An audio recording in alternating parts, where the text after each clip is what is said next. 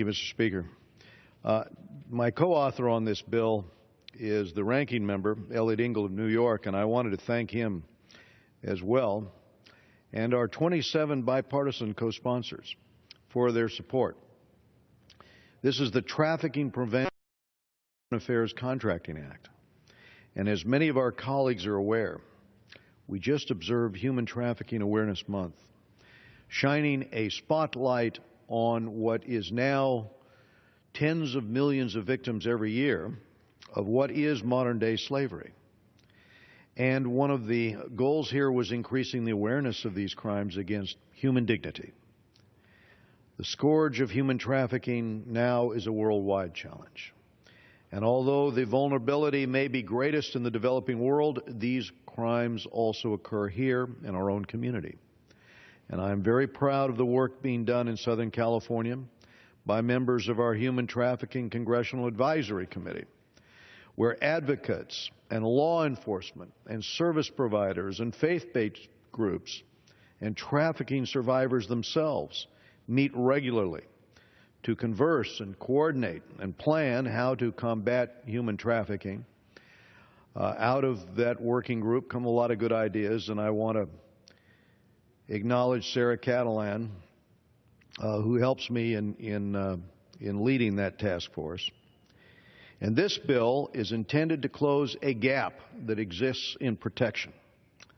The United States cannot be too careful in ensuring that our overseas employment practices do not inadvertently support debt bondage, because that debt bondage is one of the tools of human trafficking.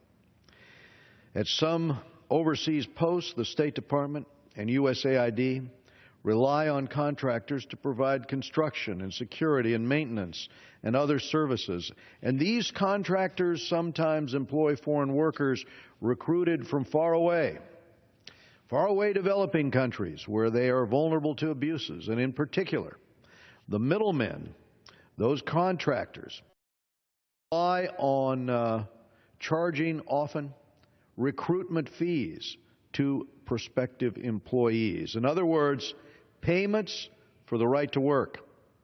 Current law prohibits U.S. contractors from charging foreign workers unreasonable recruitment fees, and the State Department claims to prohibit any recruitment fees at all. However, neither state nor USAID have defined what constitutes a recruitment fee, and this ambiguity allows for a loophole that has been exploited.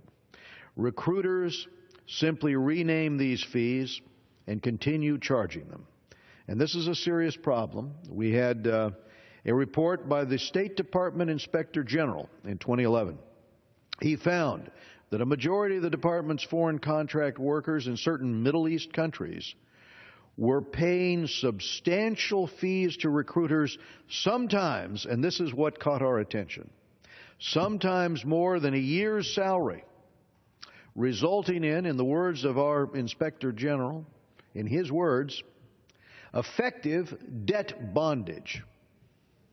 A worker from the Philippines performing janitorial services for our embassy in Saudi Arabia should not be at risk of shakedowns from unscrupulous or violent operators.